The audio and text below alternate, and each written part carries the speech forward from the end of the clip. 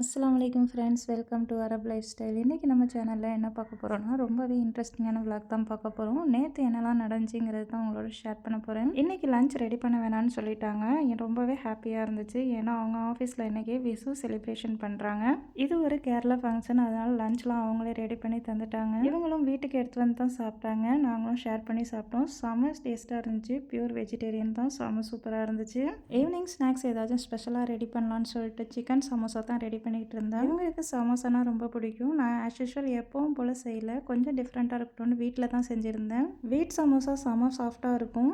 என்னோட ஹஸ்பண்டுக்கு ரொம்பவே பிடிக்கும், சாஃப்டாக இருக்குன்னு சொல்லிட்டு டக்குன்னு ரெடி பண்ணிக்கிட்டு இருந்தேன். என்னால் வீடியோ எடுக்க முடியல. சரி கொஞ்சம் வீடியோ எடுத்து போடலான்னு சொல்லிட்டு கவர் பண்ணிக்கிட்டே இருந்தேன். ஆனால் லாஸ்ட்டாக ஃப்ரை பண்ணுறது சாப்பிட்றதெல்லாம் எடுக்கவே முடியல சுத்தமாக. ஏன்னா சுட டக்குன்னு எடுத்துகிட்டு போயிட்டாங்க எல்லாருமே. ஈவினிங் கொஞ்சம் ரிலாக்ஸ் பண்ணலான்னு சொல்லிட்டு அவுட்டிங் தான் போயிருந்தோம்.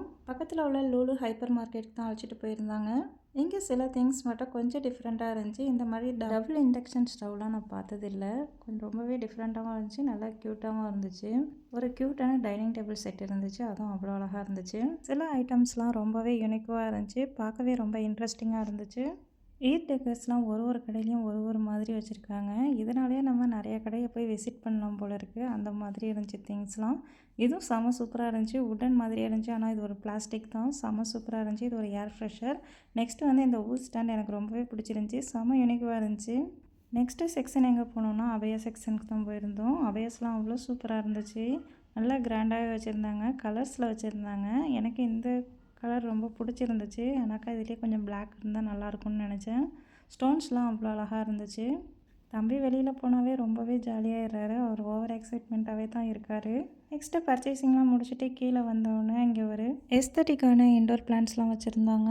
ஒவ்வொரு பிளான்ட்ஸும் அவ்வளோ அட்ராக்டிவாக அவ்வளோ அழகாக இருந்துச்சு. இது மட்டும் இல்லாமல் ஒரு சின்ன தொட்டியில் வந்து அவ்வளோ அழகாக கலர்ஃபுல்லான ஃபிஷ்ஷஸ்லாம் வச்சுருந்தாங்க. இந்த ஆரஞ்சு கலர் மீன்லாம் வந்து அவ்வளோ அழகாக இருந்துச்சு. கோல்டன் ஃபிஷ்ஷும் வச்சுருந்தாங்க. சூப்பராக இருந்துச்சு பார்க்குறதுக்கு.